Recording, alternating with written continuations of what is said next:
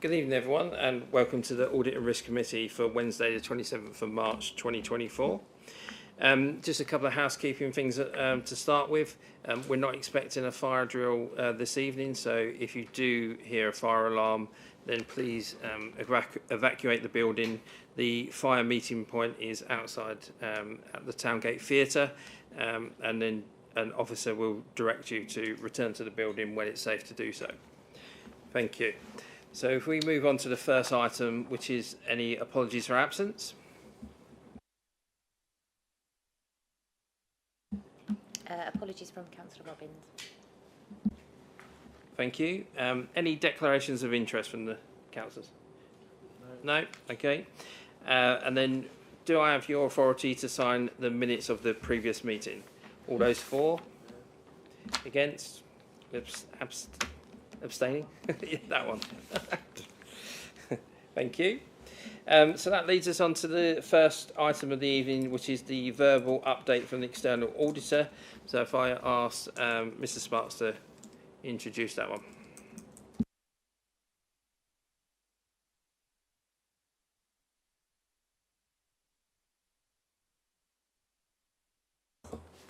Good point. As far as the 2021 year's accounts are concerned, so you remember when we spoke last time, we aimed to have that done by the end of March.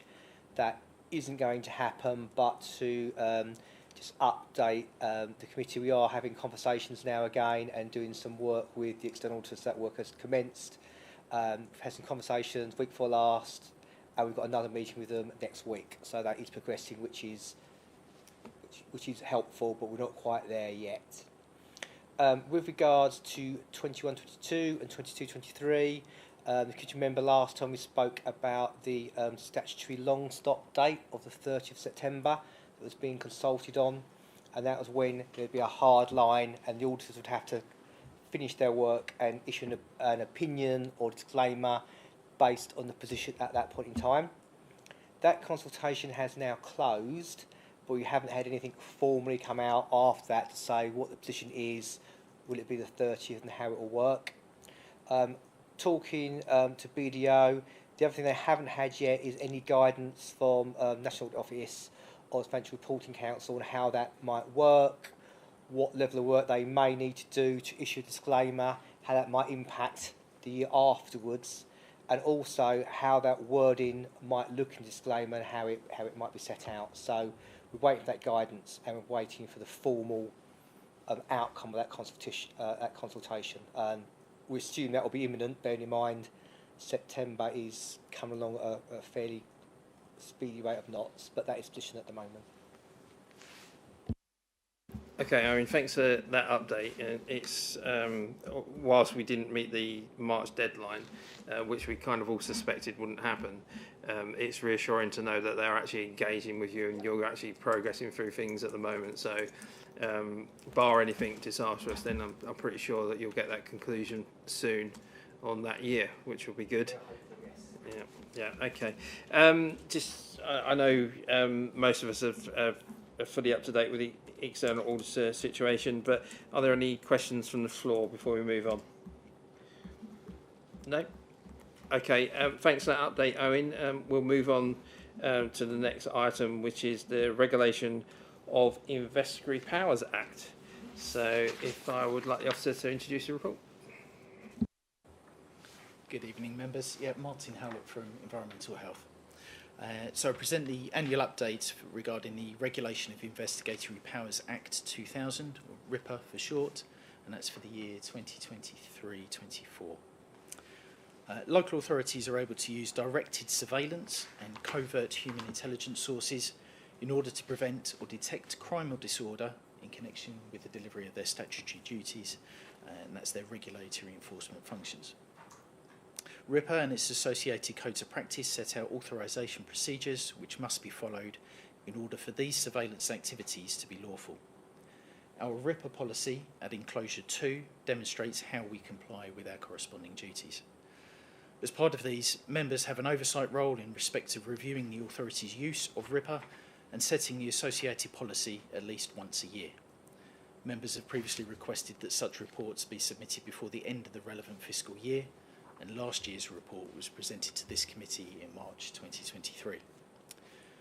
Members are advised that the Protection of Freedoms Act 2012 and associated regulations made under RIPA place limitations on the powers available to local authorities to carry out surveillance.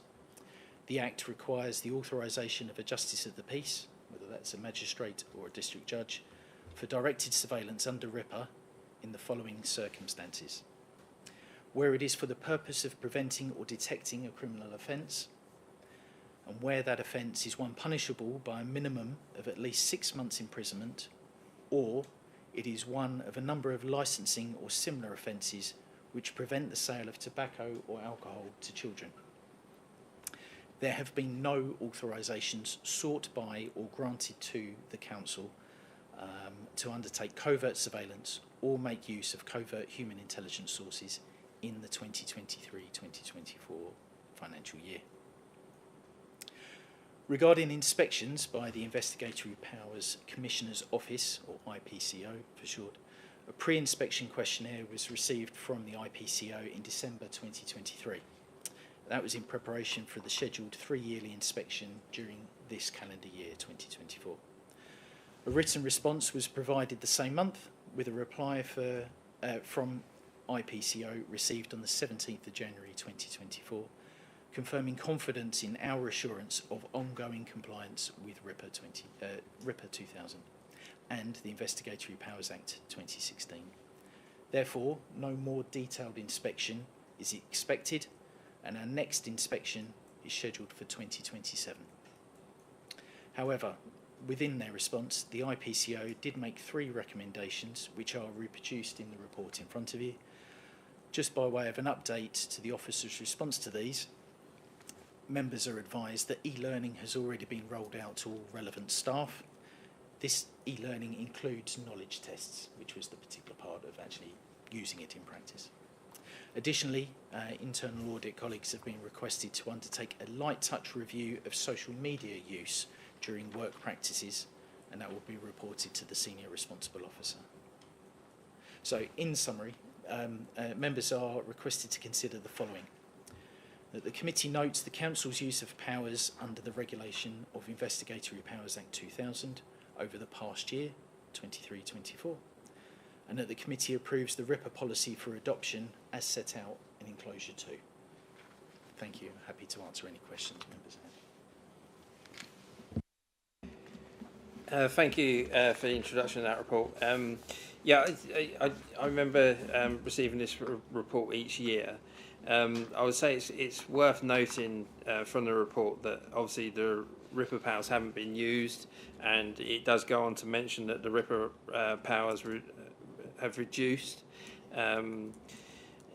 over the number of years, but and that means that the external review process is going to be changing. I think it mentioned in the report, inspections will be more remote going into the future rather than inspections here. So I think RIPA seems to be something that is now developing over time. I also note in the report that we've adopted the previous policy in March 23 at the Audit and Risk Committee, and then I think there's a full review scheduled for 2026. I know from last year it was mentioned that the changing environment and the use of social media was something that we was going to focus on and have a look at, in terms of this policy. Have you started that review yet, and how is that progressing if you have? I can take that. It's in the audit plan for 24-25, so it's not started as yet, but it will be undertaken in a new financial year. Okay, thanks for that, Mike. Yeah, we'll understand that with the policy during 2026. Yeah, that makes sense that we're going to have a look next year or this coming audit year. Okay, are there any further questions on this report? Councillor Allen?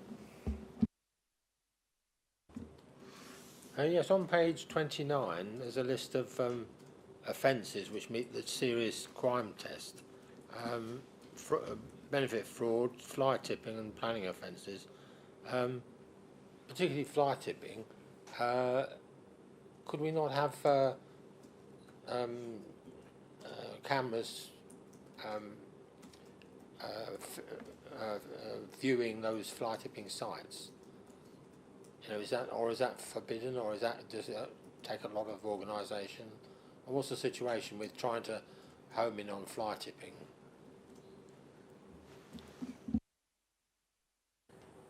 I will say that I'm speaking with fly tipping enforcement outside of my team's remit directly, but it's about the difference of being covert or overt in your operations, and it's hence why you will see signs saying you are on CCTV, just bringing out that allowing individuals to recognise they may be on camera.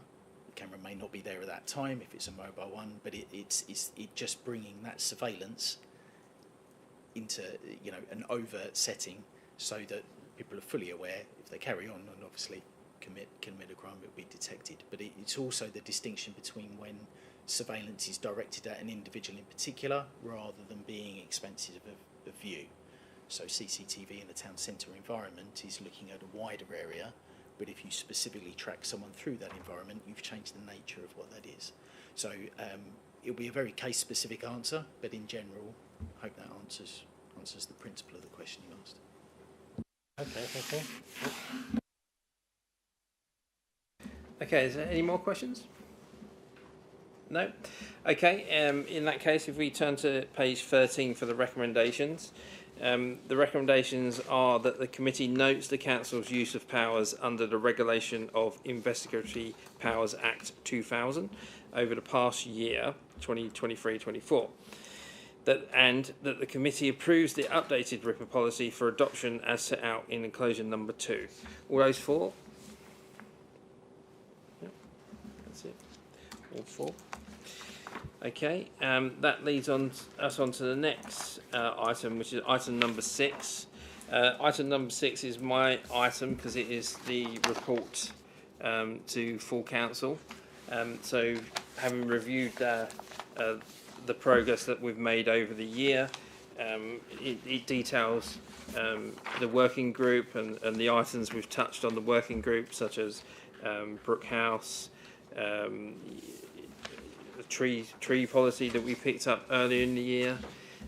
We've also looked at a feature that we commonly look at in the working group is the IT situation and the programme that we've got on IT improvement, and especially GDPR risks that we generally have an update at the beginning of each year with the IT team. So we've covered off a few subjects this year. Obviously, the main disappointing thing throughout the year is that we haven't managed to move on the external audit much further than what we have over the last few years. We still have the backlog of COVID affecting the build-up of audits that need to be completed, where BDO hasn't been able to invest enough resources into Basildon to make sure that we have our audits complete. But saying that, we still, the team, and we have to be thankful for the finance team. They've still been processing the accounts as they normally would and producing reports for us to review throughout the year. So we have reviewed financial accounts for Basildon. It just hasn't been externally signed off and given an opinion. But that is a common theme throughout the UK. We don't seem to be as worse off as some other institutions with external audit, because some of the outstanding audits from the government papers that we saw go back to 2015. So unfortunately, we are part of the UK's, I hesitate to say mess, but situation in COVID and external audit where there is lack of resource. So that report, if there are any amendments or questions on it, once passed, we'll go to full council for approval at the annual general meeting. So I think with that said, for me, this is probably going to be my last audit and risk committee, So I've been involved in audit risk for most of my time as a councillor since 2015, on and off. But maybe moving on to different things after the election. So I'd like to give my thanks to officers, past and present, for the help and support they've given me over the years. As a finance person, it's been very enjoyable to be involved, and I've learnt a lot from the officers and the team surrounding audit and risk. So I very much appreciate the fine work that everyone does from the accounts department. So thank you. And another thank you to our independent member, which is a more recent new thing for the council. So for the committee, I should say. It's been good to have you on the committee and providing your experience here and there throughout the year. So I don't know whether you want to make any comments, David, on your time in audit and risk. Thank you, Chair, for the kind words. Anyway, thank you for that. Can I just say a couple of things? I won't take up more than about 30 seconds, fortunately, of your time. But it's been a privilege being able to serve on this committee.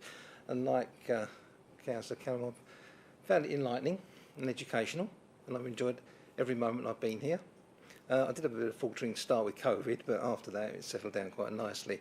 Would like to extend my thanks to everybody concerned. That's certainly the councillors, the officers, and everybody who supported me through my progress the last 3 and a bit years on the committee. Very much appreciate all the support I've had.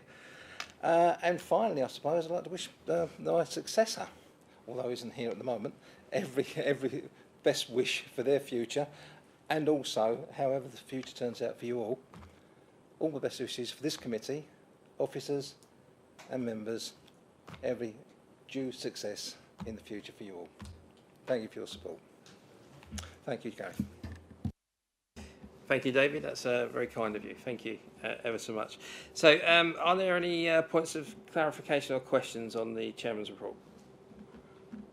No? Okay. We'll go straight to the vote then, which I believe is on page 53. So the recommendation is that the proposed Audit Risk Committee annual report as set out in enclosure number 1 be considered and subject to any agreed amendments or additions be submitted to Council. So all those for? Okay, thank you. So that means we're on to item 7, which is the internal audit plan 24-25. So if I ask Mike to introduce. Thank you, Chair. So tonight I'm presenting the audit plan for 2024-25. The audit plan is essentially a programme of work for the year ahead. And as set out on page 81 is a table of the audits we're proposing to undertake for the new financial year, with a brief outline scope of the work we're anticipating to undertake. So as I said, it's just a programme of work for the new year ahead. In terms of the number of days that should go into an audit plan, there's no magic formula. The standards, the public sector internal audit standards, suggest basically it should be based on the Chief Audit Executive's assessment of the Council's arrangements. How good is the Council in terms of its operating, in terms of its governance, its risk management and internal controls. But in reality, the audit plan and the number of audits you undertake is based on what resources you have available. Can you get audit staff in the first place? And how much can you afford to buy in when you have to buy it in? It's about £1,000 a day, so you've got to be mindful of how much you can afford to buy in the first place. So in reality, they say it's based on a risk assessment, how large a plan is, but in reality, for those who operate in the real world, it's how much can you afford and how many resources you have available to you. In previous years, I've sort of been challenged on do I have the resources to deliver the audit plan, and to be proactive, we've been out to tender and secured a delivery partner for the next 3 years. So that delivery partner I can call upon to buy in resources if I don't have the resources available to me. What I can say is that my colleague who will be returning from maternity leave in June to add to my resource base. So we will have the resources to deliver the plan for 2024-25.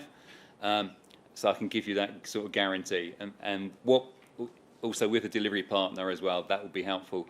Also, the bonus of having a delivery partner on board is they have a skill set that the team doesn't necessarily possess, in that they have qualified IT auditors IT auditors are at a premium. Trying to get hold of someone's really very, very difficult. And so Elucidate, who will be my delivery partner, have a number of IT auditors I can call on. So that's a big bonus for myself. I can call on that any time. I'm quite happy to take any questions in relation to the plan itself. Thank you, Mike. Yeah, it's good to see another plan for the next upcoming next year. Previously, with the audit plan on your internal audit team, you had a pool of return to work mothers, I think, or people. And do you still have that pool that you can call on when necessary? Yeah, I still retain a couple of casual employees who I can call upon in addition to my delivery partner. I can call upon them to undertake specific pieces of work. So they're casual, they work as and when. Also, if we were lucky or fortunate enough to secure additional work for other local authorities, again, I can call on those to basically deliver work for local authorities in terms of income generation for Basildon Council. We're obviously in a shared service arrangement for Rochford at the moment, so I'm also responsible for delivering Rochford's internal audit plan. But we also seek other work outside the organisation to basically make income for ourselves. It's good to see that even the internal audit team is commercial and raising funds for services. So, do you envisage any pressures on your resource next year? We've obviously had an update from the external audit. We're aware that there's going to be a crunch point for the audit in September. I just wonder whether that put more pressure on you to deliver in terms of like grant services, where you obviously check and audit what goes into the grants that we get for is it the DWP items. I mean, I'm not 100% sure if you're up to date with everything, or there could be a pressure on you and take more of your time as we head to September, the end of September. The plan includes allocation for grant work, so we're aware when basically grant returns will be required. And also work in relation to the housing benefit subsidy, which you undertake on behalf of the external auditors, always occurs around August, September time. So again, that time's mapped out. We're aware when it needs to be done, and I allocate resources appropriately. So we have our time mapped out. You know, it doesn't cause us any undue pressures. We've got that time mapped out. We know when it's going to take place. So no, we just program it in. So we have a program. I roughly know what audits I'm going to do each quarter. So when they fall, and what I can do. So it doesn't cause me any undue pressures. Thanks, Mike. Any questions on the floor? Councillor McGeorge? Thank you very much, Chair. In the list of the audit plan, we've got the directors obviously all listed. Now, with the management restructure that's looking to take place, do we envisage that might cause any issues while we're waiting for new people in posts and things like that? I suppose in a way that the directors doesn't make much difference in terms of that, because if effectively they will sign for terms of reference, but in terms of actually undertaking the audit work, there's not much involvement with a new director. So it's the people working under that director much of our work is focused on. So basically, we get all our support from other offices. I mean, they're like a figurehead in a way. They will get the final report and sign that off. But in terms of actually completing the work itself, we operate at a lower level in effect. It may cause problems in getting the final reports out the door, but I'm sure that will be delegated to other officers down the chain. So basically, even though we don't have a director in place, there will be other arrangements like assistant directors, heads of service that we can go to and get the reports and terms of reference signed off in the first place. So I don't envisage too many problems because we've still got that core element, the core staff that are still in post. It's just the higher levels that are disappearing, if that makes sense. Any further questions? Oh, Councillor Allen. Yes, page 87, you've got the total planned days as 470. How do you envisage resourcing that? I mean, do you do 200 yourself, or somebody else do 200? And you know, how do you? perfectly honest, I don't deliver any audit days. I sit there again as a figurehead managing the team. We start with a resource allocation. So each auditor, basically, whether full-time, part-time, you know, we wait 365 days a year. They do 5 days a week. So we know how many days each auditor can deliver, and then use that resource spreadsheet and allocation to work out how many days they have available. So it's all based on a resource allocation based on the number of staff I have available to me. And on top of that, if I need to, I can buy in from my my delivery partner. So it's a complicated spreadsheet which sets out what staff I have available, how many days can deliver, how many days are allocated to purely doing audits, how much time is devoted to admin, how much time is devoted to training, and that's all boiled up into that calculation. Can I come? So after like 15 days, typically it's 15 days, you would expect a report from the auditor. What happens then? Yeah, I mean, the audits, every audit's got sort of like 3 distinct processes. It's got the planning stage where you plan the audit, what you're going to undertake. That results in the terms of reference. And then the second stage is audit testing. You go out and do the audit testing, and you allocate so many days to that. And then finally, you draft a report. So essentially, a 15-day audit is broken down in chunks, like 1 day for the audit planning process. Most of the work is involved in actually doing the testing, the audit testing, and then 2 or 3 days is allocated to get the draft report out. So each audit is basically split into three areas, and we know where we're at. David. Thank you, Chair. I'll just note on page 79 under corporate risks, item 8 under the reference number for the corporate risk, that's been scored at 1. It struck me as a little bit on the odd side, in as much as any failure to manage the reputation of the council could undermine the confidence people had in the management of the council. Is there any particular reason why that came in at number 1 through you, Chair, if I might ask the officer? I can answer that, or attempt to answer that. I'm not the risk management expert. Sarah Langridge is the risk manager officer. This risk has been challenged on 2 or 3 occasions, and the officer concerned is happy that it's been scored correctly. I mean, you could look at it and go, failure to manage the reputation. So it could be scored 1 because she believes that everything she can possibly do to manage that risk has been done. So therefore, it might be the case that there's nothing more that she can actually physically do, and therefore, in terms of that risk and how it's described, failure to manage, she is managing that risk to that level. But it is something we have challenged on 2 or 3 occasions whether that is the correct score or not. But it might be the case that basically she believes that she's fully managing that risk, and therefore it's scored at that level. Yeah, I think that's an interesting point, because managing the risk and reputation of the council is that there's obviously a lot of mitigation that goes into that, including that the majority of people who have dealings with sensitive information are of a professional nature.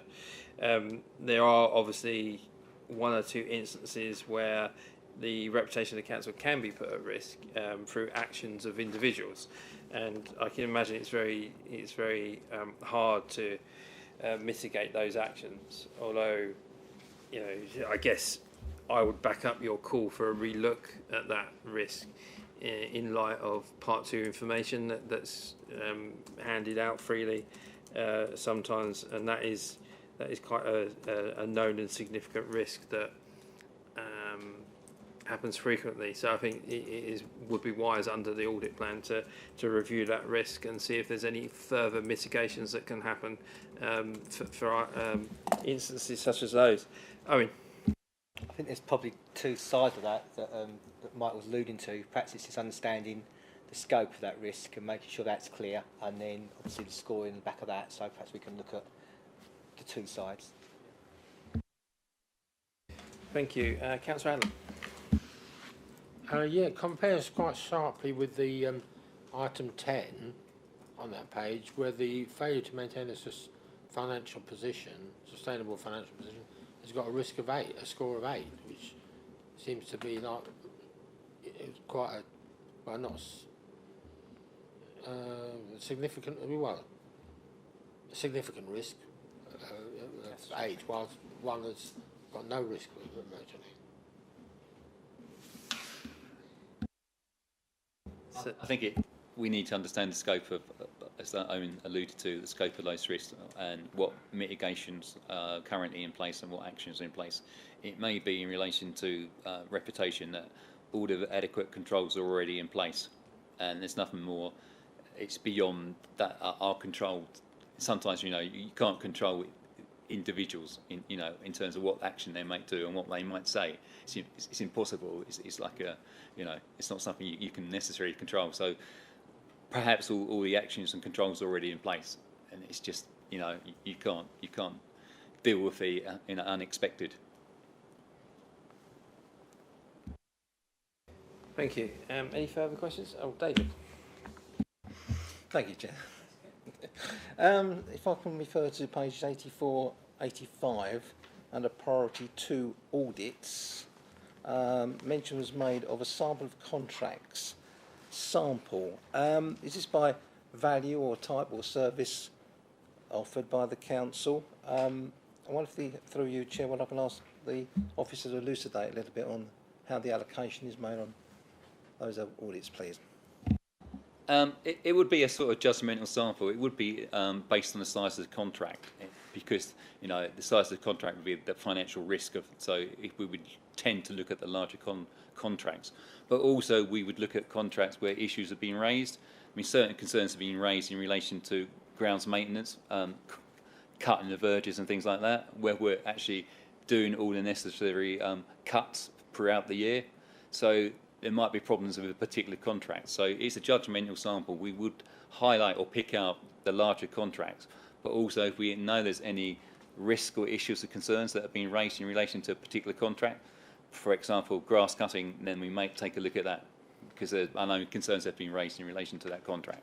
So yeah, it's down to my judgment, the size of the contract, and whether any issues have been raised by service managers or yourselves, members.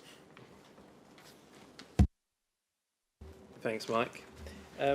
Okay, so if there's no further questions, or there is from David. Yeah, he's on a roll. Sorry, Chair. It's only small points. I just thought I'd pick up a couple of things. This one's on page 86 under corporate 05R waste strategy. It says examination of arrangements dealing with missed collections and complaints.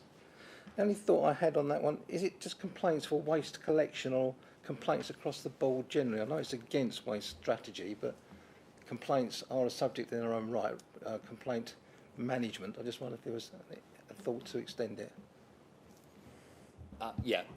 I mean, since the adoption of the new waste strategy, there's been a number of contentious issues around waste and how the project's been delivered.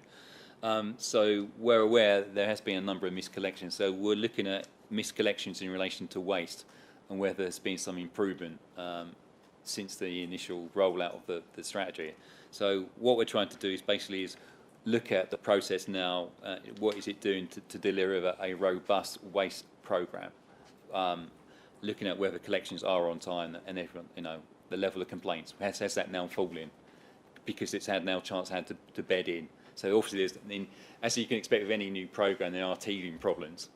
But we'd like to think that these teething problems are now being resolved to some extent. So we're having a quick look at the process and terms of the volume and level of complaints and their nature in relation to waste. Thank you. Thank you. Okay, so we've got one final question from Councillor Allen. Question, yes, okay. On the page 79, I was just looking at the risks there. There's a number 13 there. What's that refer to? 13, but that's got 12. Oh, that's cyber security, and that's the worst risk we've got. Is that an interpretation of that? Yeah, okay. So if there's no further questions, we'll turn to page 63 for the recommendation. And the recommendation is that the Audit and Risk Committee endorses the internal audit plan for 24-25 as set out in enclosure number 2. All those for? Thank you. That's it. So that brings us on to the next item, which is the counter-fraud strategy and framework. Mike. Thank you again, Chair. As you can see from this agenda item, I've been very busy. Much of my time have been busily refreshing policies and strategies. So the fraud policy and strategy was up for renewal. So at the same time, we thought, well, we've got other associated policies in relation to fraud, whistleblowing, anti-money laundering. These will also do for a refresh. So I've taken the opportunity to badge them up and under the umbrella of a fraud framework. So all these are basically, you've got the overarching fraud policy, and then you've got associated suite of documents in terms of whistleblowing and anti-money laundering. So I've taken the opportunity to basically present these all in one go, rather than come back to the committee with each individual policy. I thought it made sense to bring the whole ream of policies and strategies to committee for approval. Essentially, it's just a refresh. There's nothing new. There's just an update, and we will have to update the policies once we get approval at this committee, because obviously they're changing management structure. Some of the policies, the whistleblowing, refer to particular officers, so these will have to be changed before we go to print or put out these policies on the web page. But we're just seeking approval at the moment for these policies. The only new piece of legislation in relation to fraud is the Economic Crime and Corporate Transparency Act for 2023. Organisations will be liable for fraud committed by an employee or an agent of that organisation where the organisation's fraud prevention measures are inadequate. So that we're waiting for guidance on this and what this will mean. But the suggestion is that where fraud is committed by an employee of the organisation or an agent, and we don't have robust mechanisms in place to identify that fraud or prevent it, we might be liable to fines. So this is the new piece of legislation that came out in 2023. That's the only new piece of legislation I'm aware of. So in terms of the refresh of policies, there's nothing new to bring to your attention. It's just a case of updating them. I'm quite happy to take any questions. Thanks, Mike. It's one of the major successes that we see every time you bring out the internal audit report, 3 or 4 times a year, is the ability of the fraud team, backed up by these policies, to deliver significant savings for the council. So, I mean, these policies where you say you haven't changed them much, I can see that we are quite successful without any changes so far. So I was going to ask if there were a lot of changes, what you would think these will do to the fraud team or how they would help the fraud team. But obviously you haven't changed them that much, but bringing them all together in one place allows you to adjust them and make things better for the team. I hope we're on target to get around 1.5 million of savings this year, which would probably be a record since I've been looking at the council. So we obviously do a very good job in defending assets and the council and for public and the assets and money for public services. It's a very interesting subject, fraud, and I know one of the items covered within the report is money laundering, and that's one thing I would never really have considered would happen within a council, money laundering. Well, how do you launder money through a council? And when we looked at the subject, I think in a working group at some point, it was mentioned that some people actually overpay council tax and things like that into the council, and then obviously then reclaim that money at a later date, and that is some form of money laundering.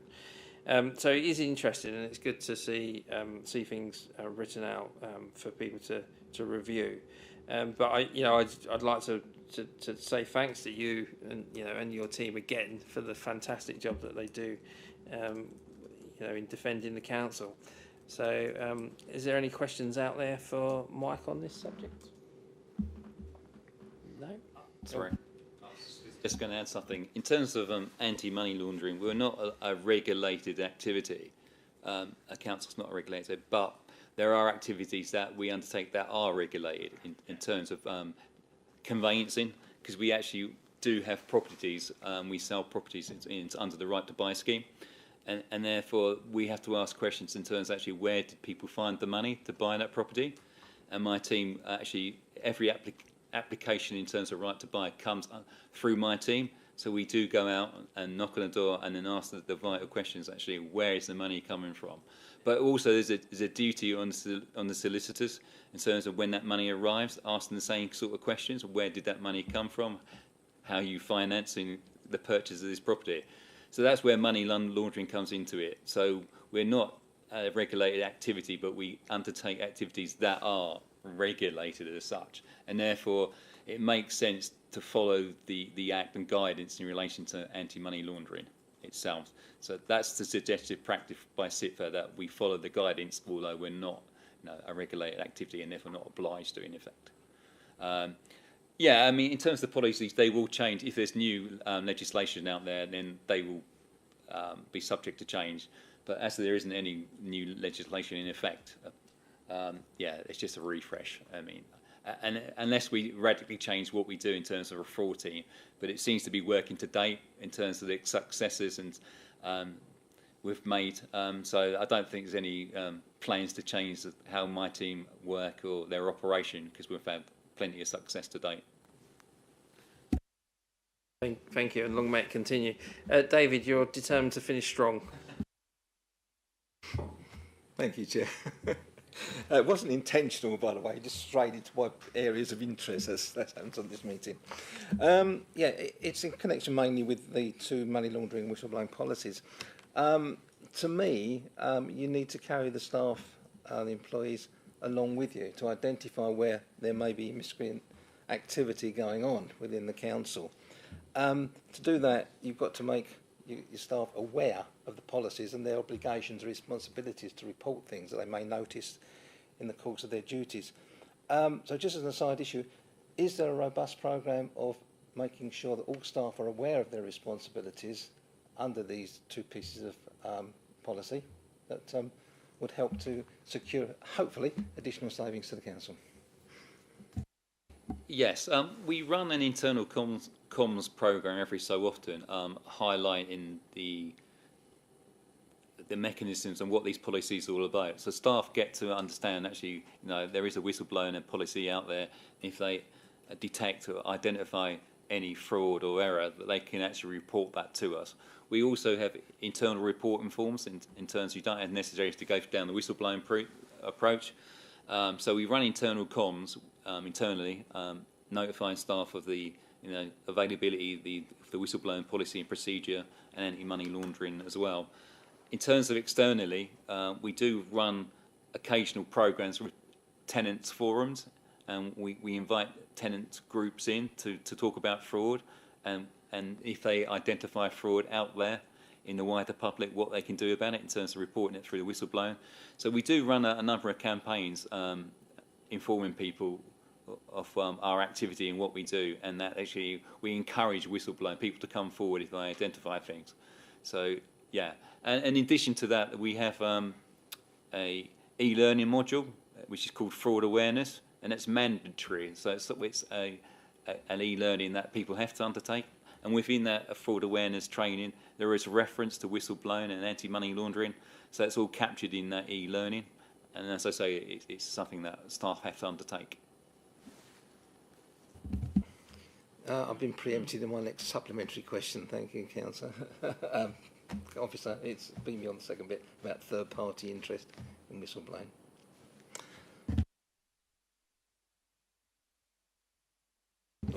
Okay, any further questions? No? Okay, so if we turn to page 93 for the recommendation, and the recommendation is that the committee approves the policies for counter-fraud, whistleblowing and anti-money laundering, and notes the counter-fraud strategy and response plan. All those four. Cool. Okay. That brings us on to the next item, which is the work programme. Are there any updates to the work programme? But I expect it's difficult without the external audit being finalised and not having the backstop confirmed for September, it's pretty hard to program in exact dates for reports. Is there any comments on that? I think we're at that stage still. We're not sure. Hopefully we'll get a better idea about the backstop dates. That consultation comes out and we'll be able to fill in some of those blanks. So for the first meeting next year, we should have a lot better idea where we're going. Right, okay. Sorry, okay, if there's nothing further to add to the work plan, then we'll go to the recommendation, which is on page 167, which is that the committee considers and endorses items for inclusion in the work programme for the 2024-25 municipal year. All those four? Okay. Thank you. Okay, well, that's the end of the items for the Audit and Risk Committee. So good luck, everyone, for the end of the year. And hopefully we'll see you again at the start of next year. So thanks, everyone. Good night. Right.